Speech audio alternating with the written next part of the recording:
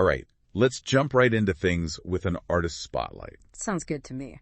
This time we're focusing on Young Thug, a rapper who's as famous for his kind of genre-bending music as he is for all the legal stuff going on around him. Yeah, his career has been anything but straightforward, right? Definitely not. Like, we're going to trace his whole journey from those early days on the Atlanta scene all the way to these recent legal battles he's been facing. We'll even touch upon the incredible impact he's had on music. Yeah. And what this recent chapter might mean for his future, too. A lot to unpack, but don't worry, we've got a whole stack of sources to work with, right? Oh, yeah. We've got his Wikipedia page to give us those biographical basics, and then there are all these articles that dive into, like, the details of his albums. We've even found some highlights of his charitable work, which is pretty cool to see. Of course, we can't ignore, the elephant in the room, right? The recent resolution of that massive Ivio case. So we'll be pulling from sources like the Shade Room and others to kind of piece that whole thing together. Yeah. By the time we're done here, you'll definitely have a much deeper understanding of Young Thug's impact, not just on the charts, but on the culture itself. That's right. So let's rewind all the way back to the beginning. Okay. It's Atlanta, 2010, and Jeffrey Lamar Williams, the man who would become Young Thug, he steps onto the scene. Now, we know from the sources that his childhood was rough, even getting expelled for breaking a teacher's arm. Oh, wow. Makes you wonder if that, rebellious streak was already kind of brewing back then, right? I mean, it's interesting how his upbringing in Atlanta, a city that has such a rich hip-hop history, Right. seems to have just infused his music. Yeah. After a few mixtapes, he manages to catch the attention of Gucci Mane, which is no small feat. Signs with 1017 Brick Squad in 2013, and that's when 1017 Thug drops. Yeah, Things really start to take off. That mixtape was a total game changer, right? I mean, critics raved about it, and it really solidified his incredibly unique vocal style. Mm-hmm. People described it as eccentric, almost otherworldly, like pushing the boundaries of what rap could sound like. I think he used his voice as an instrument. He wasn't afraid to experiment, and the gamble totally paid off. Yeah. By 2014, he was everywhere. Stoner and Dandy Glover were just inescapable. It's true. And this is also where his relationship with Cash Money Records and Birdman enters the picture, a story filled with a bunch of twists and turns. There was an initial admiration for Lil Wayne, even a plan to title an album Carter 6 as a tribute to him, but things got a little messy. The drama with Lil Wayne. He wasn't exactly happy about that Carter 6 title. Saw it as disrespectful. Even publicly called Young Thug out. Eventually, Young Thug renamed the project Barter 6. Right. But unfortunately, that feud didn't stop there, did it? No. Things kind of escalated in 2015 when Lil Wayne's tour bus got shot at. While Young Thug denied any involvement in the incident, one of his associates ended up getting arrested for it, which just fueled that fire even more. Yeah, intense stuff. But even with all that controversy swirling around him, Young Thug's music kept hitting hard. He dropped mixtapes like Slime Season and Slime Season 2. Then in 2016, Jeffrey arrived. Yeah, Jeffrey was another critical darling. I mean, further solidifying his reputation as a real innovator, he followed it up with Beautiful Thugger Girls in 2017, which Drake actually had a hand in as executive producer, right? That's right. That one showcased a slightly softer side to his sound, which was cool to see. And, who could forget Havana with Camila Cabello? Yeah. Talk about a crossover hit. Yeah. That was his first #1 on the Billboard Hot 100. A real taste of that mainstream success. It's fascinating how he seamlessly navigates between these totally different worlds, from hardcore rap to those pop collaborations. He does it all. But unfortunately, we also see a darker theme kind of emerging during this period, those recurring legal issues. Yeah, seemed like trouble kind of found him. Drug and weapon charges kept popping up, casting a shadow over all that success. Yeah. And it all culminated in 2019 with his first, official studio album, So Much Fun. Ironically, given the title, some pretty serious legal charges coincided with its release. It's a weird juxtaposition, right? So Much Fun debuts at #1 on the Billboard 200 while he's facing felony drug and gun possession charges. It's almost like his life was playing out in two totally parallel universes. Then comes 2022, and the Araco case that really sent shockwaves through the entire industry. Yeah. This is where things get especially interesting. Oh, It's yeah. a massive case. It involved Young Thug and his entire YSL label, which, for those who don't know, stands for Young Stoner Life. Right. But to really, grasp the weight of this case, we need to understand what ICO is all about. Yeah, I mean, RKTO stands for the Racketeer Influenced and Corrupt Organizations Act. It's typically used to dismantle organized crime rings, targeting the, structure and the pattern of criminal activity rather than just individual offenses. It's not about one specific act. Right. It's about the bigger picture. So in this case, the prosecution wasn't just going after individual acts. They were alleging that YSL was, at its core, a criminal gang operating under the guise of a record label. Exactly. And one of the most controversial elements of the entire case was how they used Young Thug's lyrics as evidence. Yeah. The prosecution argued that his lyrics actually provided a window into YSL's activities and intentions. That's where things get really murky. It does. It raises some serious questions about artistic freedom and whether rap lyrics should even be treated any differently than other forms of creative expression. It's a real slippery slope with huge implications for the whole hip-hop community. Right. If your lyrics can be used against you in court, it makes you wonder, what does that even mean for the future of the genre? What does that mean for the artists and their creative license? Yeah. It's a chilling thought. It really is. And while all of this was unfolding, Young Thug, he continued to make music. He releases Punk, his second studio album, in 2021. Yeah, and incredibly, despite all that legal turmoil, Punk also hit #1 on the Billboard 200, which just demonstrated his enduring popularity, right? The power of his music to still connect with fans, even amidst all these personal challenges he was facing. It's pretty incredible. Yeah. And then in 2023, while he's still awaiting trial, he drops his third studio album, Business is Business. Yeah. Debuting at #2 on the Billboard 200, it served as a powerful reminder that his music was still resonating deeply, even with the possibility of a long prison sentence looming over him. So at this point, we've got Young Thug caught between these monumental highs in his career and this very real threat of losing his freedom. Exactly.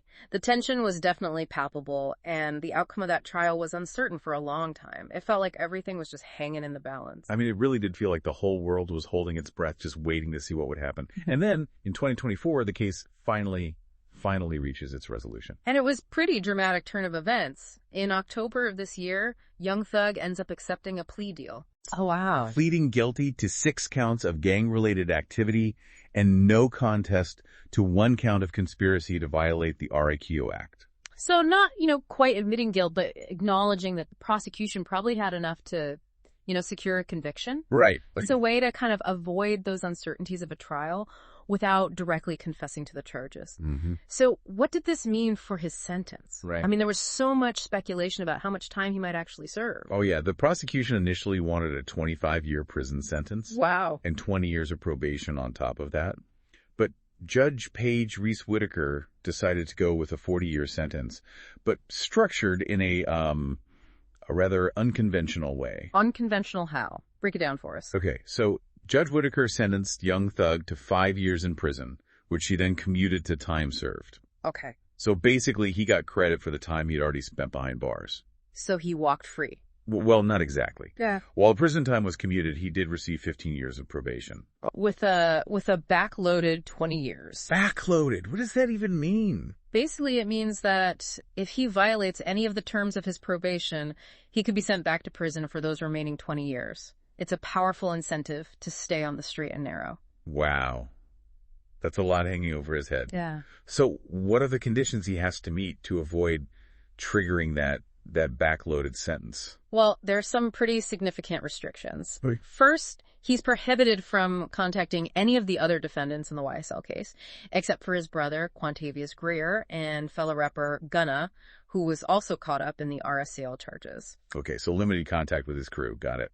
What else? Well, he also received a 10-year ban from the metro Atlanta area. Wow. Which is a big deal, considering that's his home, Right. It's the heart of his musical network. I can't even imagine being barred from my hometown for a decade, Yeah. Feels like a whole chapter of his life is being closed off. It's definitely a substantial limitation, and it really remains to be seen how this will affect his career and personal life going forward. Right. And there's more. The judge also mandated that he has to hold 4 annual concerts or presentations advocating against gang violence. So he's being asked to use his influence, his platform, to address the very issues at the heart of this case, huh? Right. Almost like, turning a negative into a positive. Yeah. Using his experience as a cautionary tale for others. Exactly. And that mandate also aligns with another key condition.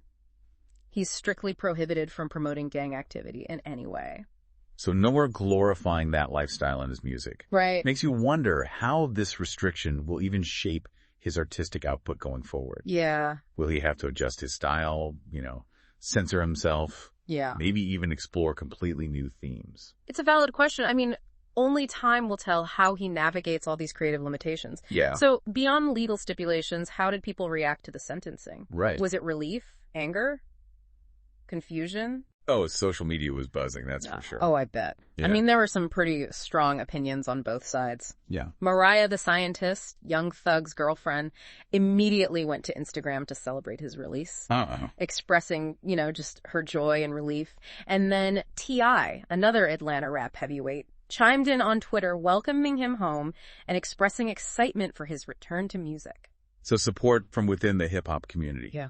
But was it all positive? Not entirely. Nicki Minaj shared a message on Instagram that many people interpreted as being directed at Young Thug's ex-fiancée, Jerica Carley, suggesting, that she move on and find happiness elsewhere. Ouch.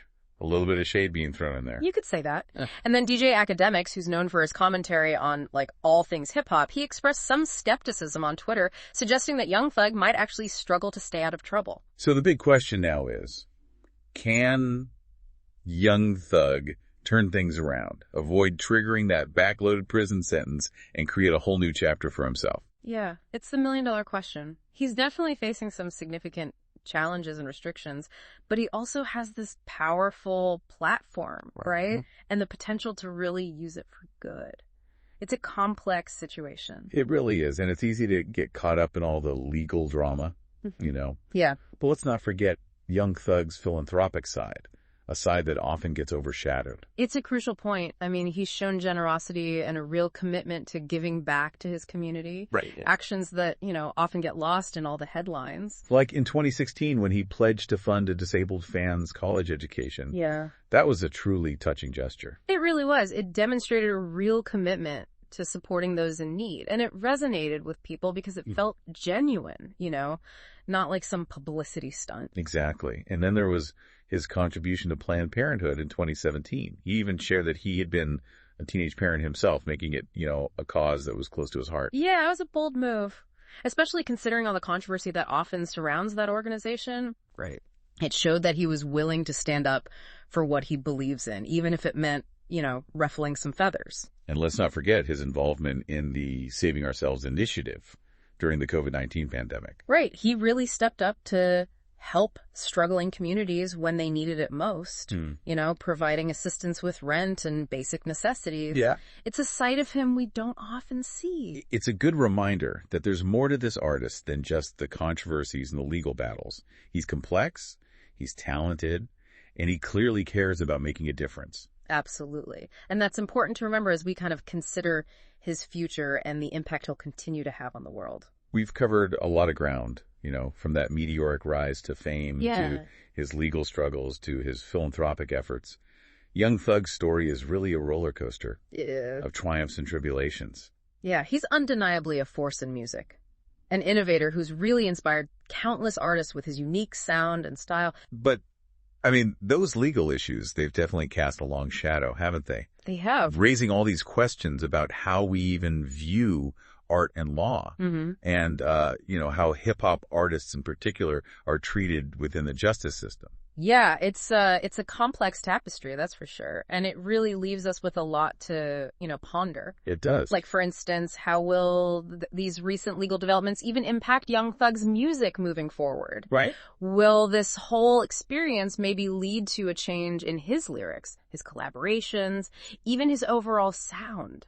Yeah, that's a fascinating question. I'm particularly curious to see if he uses his platform to like directly address these issues, Yeah. maybe even becoming a voice for reform, or at least raising awareness about the challenges artists face when they find themselves in these, legal crosshairs. That would certainly be a powerful move. It would. And I mean, on a broader level, this case really compels us to ask whether the justice system even needs to rethink its whole approach to hip hop. Specifically, how it interprets and uses creative expression as evidence. It's a conversation we really need to have. And it goes way beyond just one artist, right? Oh, absolutely. It's about protecting creative freedom while also holding people accountable within the music industry. There has to be a balance somewhere. Yeah, absolutely. And it'll be really interesting to watch how this case influences future legal proceedings involving hip-hop artists and the use of their lyrics. It could set a precedent for years to come. It feels like a turning point, that's for sure. But for now, we're left with, I guess, more questions than answers. Only time will tell what the future holds for Young Thug, both musically and personally. Indeed. His story is a real testament to the complexities of talent, fame, and the legal system. Well, that's all the time we have for this Artist Spotlight. As always, we only discuss but don't pass judgment on these types of stories. That's right. Every story has multiple layers. This has been a Bay Play Radio production. Tune in next week for more music, news, and interviews. Until next time, be well.